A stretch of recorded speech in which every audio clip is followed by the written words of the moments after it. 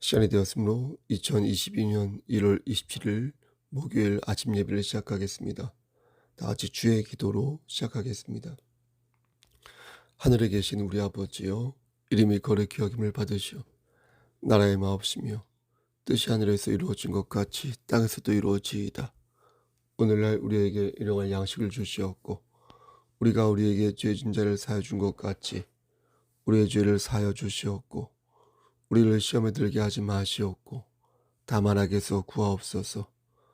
나라와 권세와 영광이 아버지께 영원히 있사옵나이다. 아멘. 사랑과 은혜가 풍성하신 하나님 아버지 감사합니다. 어제 수요 예배를 드리고 다시 오늘 아침을 열며 아침 예배를 드릴 수 있도록 허락하여 주시는 애 감사합니다. 하나님, 오늘도 성령 하나님과 동행하는 아름다운 삶, 의미 있는 삶 될 수 있도록 하시고, 우리가 서 있는 그 자리에서 하나님의 깃발을 꽂아 승리하는 삶을 살 수 있도록 도와주시옵소서. 하나님, 우리에게 주신 영원한 생명을 기억하여 예수 그리스도의 은혜 안에서 그리스도를 닮는 삶 될 수 있도록 하시고, 우리가 지쳐서 넘어질 때마다 다시금 하나님 말씀을 붙잡고 일어설 수 있도록 주여 은총을 나리어 주시기를 소원합니다. 마귀가 쳐놓은 올가미에 걸려들지 아니하도록 하시고, 그 늪에 혹시 빠졌을 때 다시 말씀을 붙잡고 일어설 수 있도록 도와주시옵소서.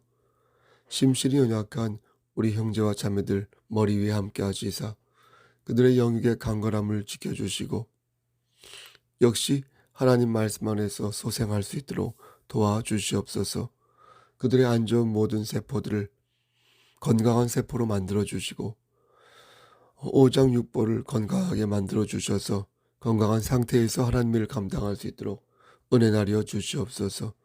전순주 집사님, 오은순 집사님, 석산 사모님, 그리고 도진 어린 아기, 그리고 우리 성두경 권사님, 그리고 김규영 집사님, 그리고 우리 지체들 머리 위에 함께 하시사 건강 지켜주시옵고, 하는 모든 일들이 주 안에서 형통할 수 있도록 도와주시옵소서. 우리 청년 심기섭 형제, 이만규 형제, 우리 박주영 자매, 성지석 형제, 성석 형제, 성이우 자매, 호경아 자매, 하나님 이찬선 형제, 양종호 형제, 하나님께서 함께 하시사 그들을 눈동자처럼 지켜주시옵소서. 윤영에게도 함께 하시고, 그리고 연우에게도 함께 하셔서 하나님 영광 돌리는 삶을 살 수 있도록 도와주시옵소서. 올해 고3을 맞는 우리 성휘석과 강예원에게도 함께 하시사 솔로몬의 지혜, 아브라함의 믿음을 허락하여 주시옵소서. 올해 어린 심령 규린이, 서빈이, 준빈이, 그리고 유준이, 예림이 하나님께서 함께 하시사 눈동자처럼 지켜주시옵소서. 그리고 우리 윤주에게도 함께하여 주시옵소서. 모든 말씀 예수 그리스도인 받들어 감사하며 기도드렸사옵나이다. 아멘. 하나님 말씀 보겠습니다. 하나님 말씀 야고보서 1장입니다. 야고보서 1장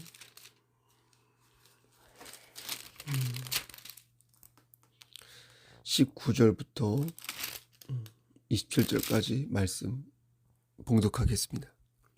내 사랑하는 형제들아, 너희가 알지니 사람마다 듣기는 속히 하고 말하기는 더디하며 성내기도 더디하라. 사람이 성내는 것이 하나님의 의를 이루지 못함이라. 그러므로 모든 더러운 것과 넘치는 악을 내버리고 너희 영혼을 능히 구원할 바 마음에 심어진 말씀을 온유함으로 받으라. 너희는 말씀을 행하는 자가 되고 듣기만 하여 자신을 속이는 자가 되지 말라. 누구든지 말씀을 듣고 행하지 아니하면 그는 거울로 자기의 생긴 얼굴을 보는 사람과 같아서 제 자신을 보고 가서 그 모습이 어떠했는지를 곧 잊어버리거니와, 자유롭게 하는 온전한 율법을 들여다보고 있는 자는 듣고 잊어버리는 자가 아니요 실천하는 자니 이 사람은 그 행하는 일에 복을 받으리라. 누구든지 스스로 경건하다 생각하며 자기 혀를 제갈 물리지 아니하고 자기 마음을 속이면 이 사람의 경건은 헛것이라. 27절. 하나님 아버지 앞에서 정결하고 더러움이 없는 경건은 곧 고아와 과부를 그 환난 중에 돌보고 또 자기를 지켜 세속에 물들지 아니하는 그것이니라. 아멘. 하나님 이 말씀을 들어 사용하여 주시옵소서. 예수 그리스도인 받들어 감사하며 기도드렸사옵나이다. 아멘. 야고보서는 신약 성경 중에서 제일 늦게 정경으로 인정받은 성경입니다. 처음에는 야고보서를 성경으로 인정하지 않았습니다. 왜냐하면 다른 신약 성경에 비해 예수의 고난과 부활에 대해 거의 언급하지 않았기 때문입니다. 그래서 비신학적이라고 해서 AD 397년 카르타고 회의가 열리기 전까지 정경으로 인정받지 못했었습니다. 하지만 그 뒤에 야고보서는 여러 논의 끝에 정경으로 인정을 받게 됩니다. 야고보서가 정경으로 인정받게 된 근거는 다른 성경과 모순되는 면이 없고 또 그리스도와 그의 제자들이 했던 것처럼 율법의 성취로서 복음을 강조하였기 때문입니다. 이에 권위 있는 교부들과 여러 초대교회에서 예수의 형제인 야고보가 기술한 이 야고보서를 정경으로 인정한 것입니다. 야고보서를 주의 깊게 읽어보면 믿음에 관한 세 가지 주제가 나옵니다. 첫 번째 주제는 믿음의 실현, 두 번째 주제는 믿음의 실천, 세 번째 주제는 믿음의 승리입니다. 비록 야고보서가 예수 그리스도의 복음에 대한 부분을 많이 다루고 있지 않지만 실천 신학적인 측면에서 믿음이 뭐고 성도가 이 세상을 어떻게 살아가야 하는지 가르쳐주고 있다는 점에서 매우 중요한 말씀이라고 볼 수 있는 것입니다. 오늘은 첫 번째 믿음의 실현을 중심으로 말씀을 전하도록 하겠습니다. 야고보서가 집필될 당시 많은 그리스도인이 박해를 받고 있었습니다. 스데반 집사님 아시죠? 스데반 집사님이 순교를 당한 것을 기점으로 많은 그리스도인들이 온갖 박해에 시달리게 되었습니다. 그럼에도 유대인 중에서 많은 사람들이 기독교로 개종하였고요. 그리스도를 향한 믿음을 저버리지 않았습니다. 예수의 동생 야고보는 당시 예루살렘의 총회의 그 의장이었습니다. 그리고 교회의 지도자들 중에 한 사람이었습니다. 야고보는 이런 위치에 있었기에 이러한 급박한 상황에서 막중한 책임을 느꼈을 것입니다. 온갖 시련과 고초를 당하는 그리스도인들을 보면서 그들을 위로하고 어떻게 이것을 극복해야 하는지 권면과 당부의 말씀을 준비해야 했습니다. 먼저 2절 말씀 보니까 여러 가지 시험을 당할 때 오히려 그것을 기쁘게 여기라고 말씀합니다. 봉독하지는 않았습니다. 말씀이 길어서 2절 말씀이에요. 제가 다시 한번 2절 말씀을 읽어보면 내 형제들아 너희가 여러 가지 시험을 당하거든 온전히 기쁘게 여기라 이렇게 말씀하셨습니다. 시험을 당할 때 기쁘게 여겨라. 여기에서 말하는 시험은 유혹이 아니라 시련을 가리킵니다. 헬라어로 이 시험을 페라이스 모이스라고 하는데 이것은 내부에서 오는 이 안에서 오는 그런 시험이 아니라 외부에서 들이닥치는 시험을 뜻한다고 합니다. 예를 들면 길을 걷고 있는데 갑자기 차가 나를 들이받는 거예요. 그럼 그게 페라이스 모이스인 것입니다. 천재지변으로 농장이 파손되고요. 불의의 사고로 가족을 잃게 되어도 이 페라이스 모이스인 것입니다. 근데 지금 성경은 그러한 시험을 오히려 기쁘게 여길 것을 당부하고 있는 것입니다. 어떻게 이럴 수 있을까요? 왜 우리는 이러한 시험을 기쁘게 여겨야 할까 물을 때에 3절 말씀이 그것을 답해 줍니다. 3절 제가 읽어보겠습니다. 이는 너희 믿음의 시련이 인내를 만들어내는 줄 너희가 알미라. 뭐라고 말씀하십니까? 그 이유는 인내를 갖기 위해 그런 것이다 라는 것입니다.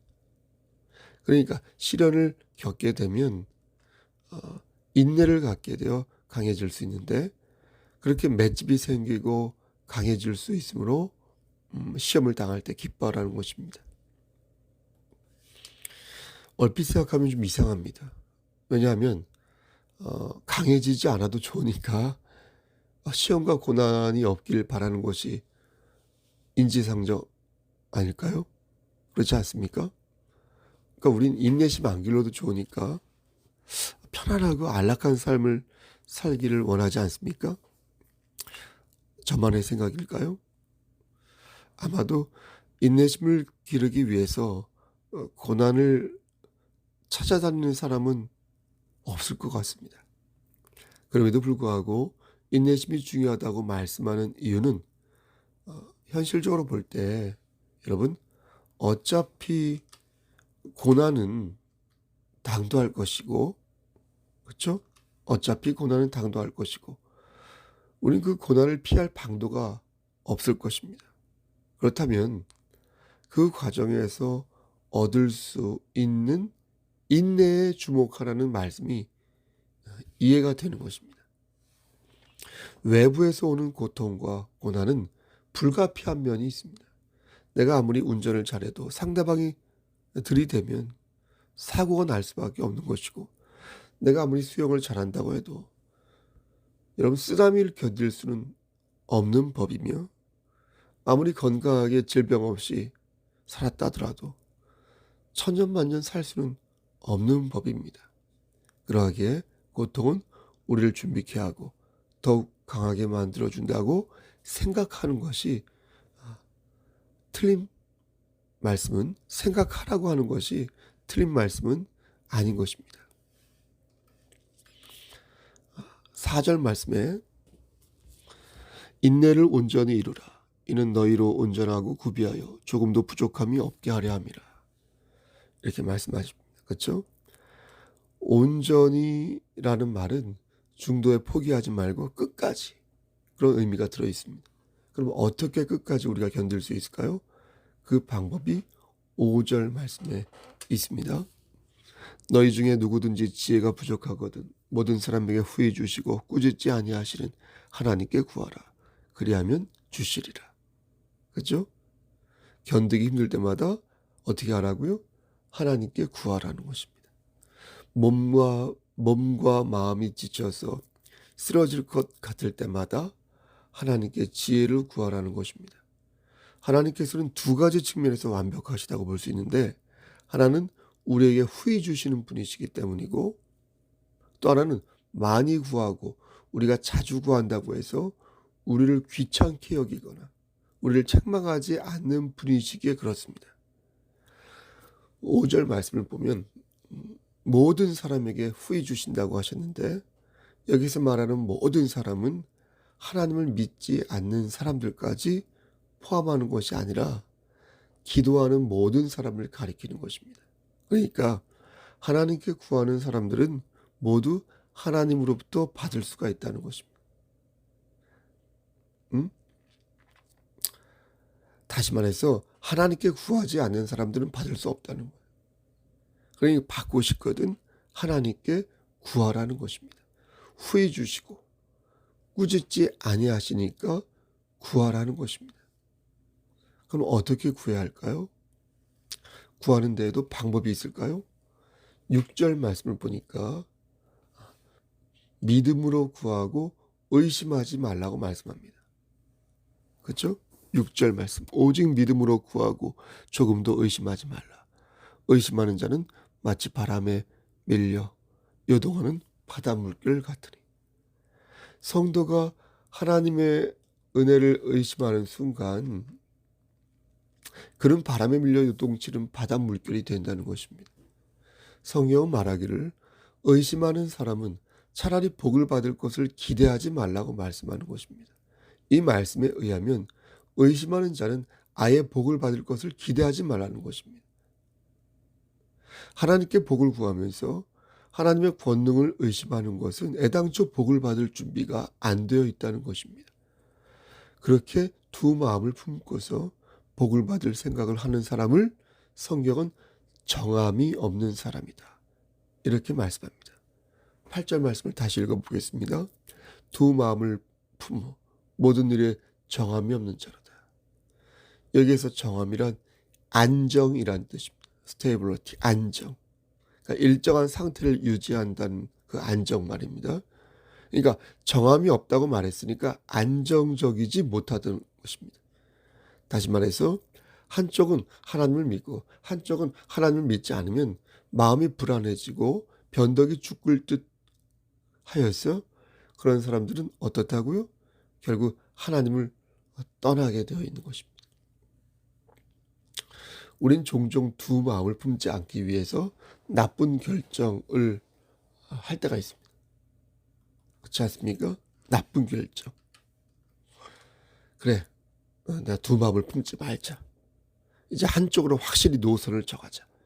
이렇게 말하면서 생각하면서 잘못된 결정을 하는 겁니다. 예를 들면 남편이 그리스도인이 아니므로 이제 자신도 신앙을 버리겠다는 겁니다.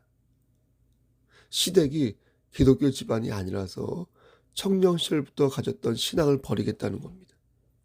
친구 중에 믿는 사람들이 없다 보니 놀 친구가 없어서 너무 심심하니까 이제 친구 따라 신앙을 버리겠다는 겁니다.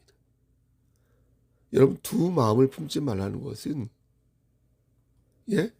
하나님 보시기에 좋은 마음을 품으라는 것이지 나쁜 길을 선택하라는 것이 아닙니다.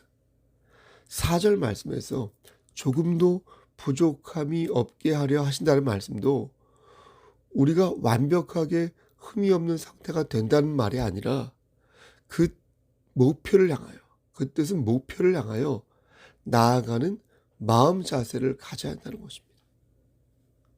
따라서 두 마음을 품으면 우리의 마음이 더 불안해지고 혼란스러워지기에 그때는 하나님을 붙잡아야 한다는 것입니다.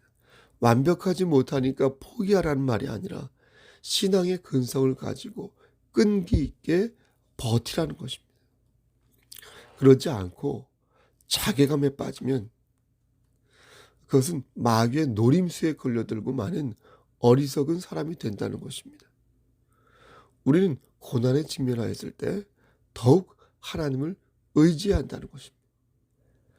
방만한 마음을 갖거나 의기소침한 마음을 가지면 헤어나올 수 없는 그 패착에 빠지고 말았어요. 마귀의 놀이개가 된다는 것입니다. 사랑하는 성도 여러분, 시험이 닥쳐올 때 모든 것에 후회 주시고 꾸짖지 아니하신다는 하나님의 말씀을 기억합시다. 우리 앞에 놓인 시련과 시험을 견뎌낼 수 있는 능력을 아버지 하나님께 간청합시다. 시험을 참는 자는 복이 있다고 하였으니 시험을 이기는 자는 생명의 면류관을 받을 수 있지만, 아멘, 시험을 이기지 못하고 하나님을 떠나는 자는 생명의 면류관을 받을 수 없다는 이 말씀을 꼭 기억하시기를 바랍니다. 그런데 여기서 한 가지 우리가 명심해야 할 사항이 있습니다. 그것은 바로 시험에 관한 정의입니다. 전 앞에서 페라이스 모이스라고 해서 외부에서부터 오는 시험을 말씀드렸습니다. 우리가 피할 수 없는 고통과 고난이 바로 이 페라이스 모이스, 즉 외부의 시험이라고 말씀드렸습니다. 그런데 시험에는 외부가 아니라 내부에서 오는 시험도 있거든요.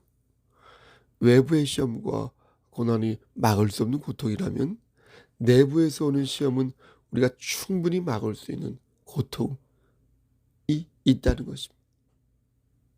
내부에서 오는 시험은 나의 욕심에서부터 오거든요. 이 욕심은 내가 막을 수 있는 욕심입니다. 내 마음에서도 오는 거니까. 그래서 그 책임은 내 자신에게 있는 것이요, 내 욕심과 내 자만과 내 시기에서부터 오는 것이니까 충분히 피할 수 있는 고난이 되는 것입니다. 14절 말씀에 오직 각 사람이 시험을 받는 것은 자기 욕심에 끌려 미혹됨이니. 15절 말씀에 욕심이 잉태한 즉 죄를 낳고 죄가 장성한 즉 사망을 낳는다. 이렇게 말씀하였습니다. 나의 욕심 때문에 고난을 받고, 그렇죠? 나의 죄 때문에 사망에 이른 것을 두고, 그것을 하나님으로부터 온 시험이다. 이렇게 말한다면 그것처럼 오만방자하고 적반하장인 것도 없다는 것입니다. 그러므로 우리는 속지 말아야겠습니다. 누구에게 속지 말아야 하느냐? 내 자신에게.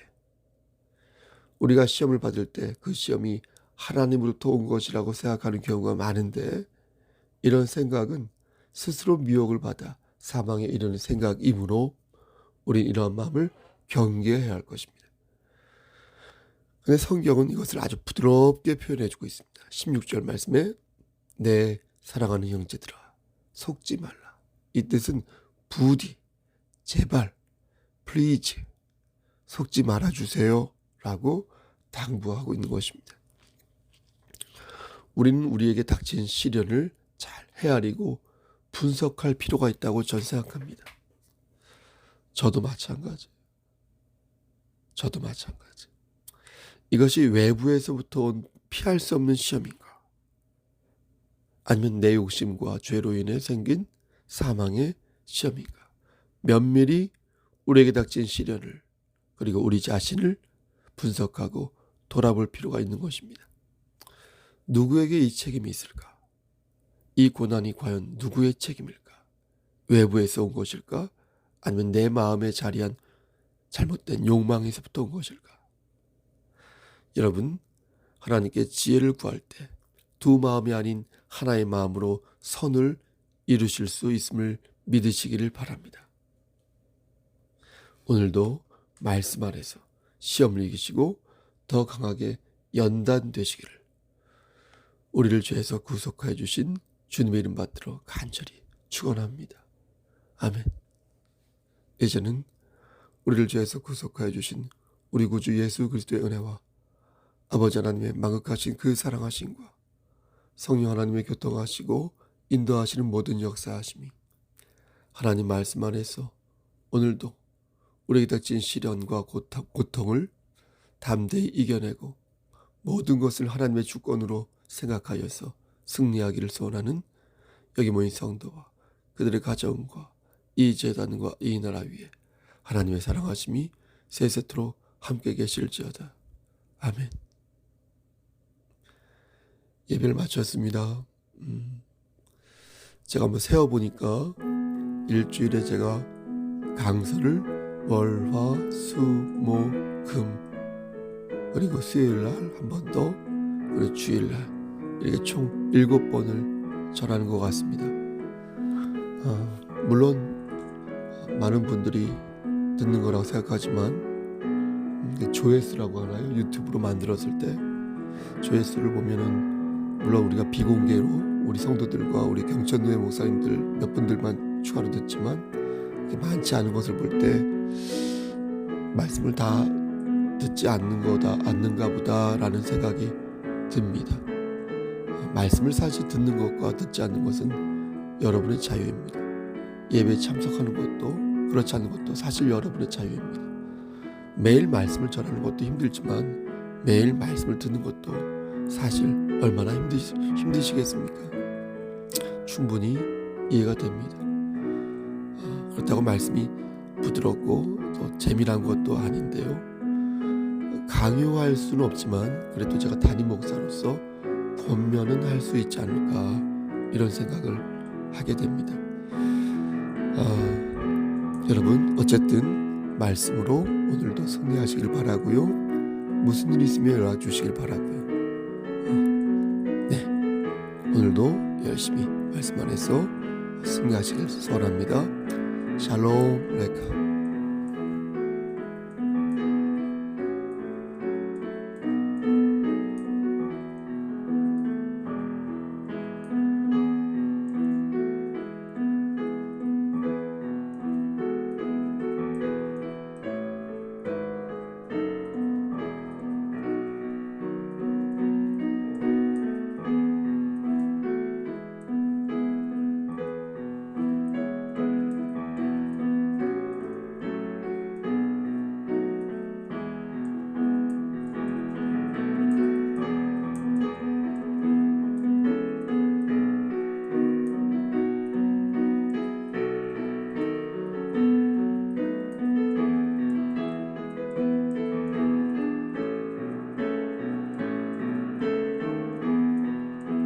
화면으로 보니까 자 여기 이제 그 생명줄이잖아. 쫙 펴봐. 생명줄 이렇게 여기까지 오니까 내가 볼 때는 86세 정도는 사시겠네. 그러면 앞으로 오른쪽 봐봐. 오른손. 여자가 오른손이라. 여자는 오른손이잖아. 지금 계속 남자를 봤네. 성 정체성이 흔들렸네. 쫙 펴봐. 이게 생명설이잖아. 이게 정확하네. 왼손은. 여자는 오른손이네 정말. 여자는 오른손. 쫙. 아까 왼손 봐봐. 왼손 딱 보니까 여기 끊겼어. 이건 30세에 죽었다는 얘기잖아. 그러니까 이건 아니네. 오른손이네. 쫙 봐봐. 30대 쫙 보니까 차 타고 내리다가 이렇게. 어유 선명하네. 쫙 보니까 여기 한 87세까지 사시네. 어.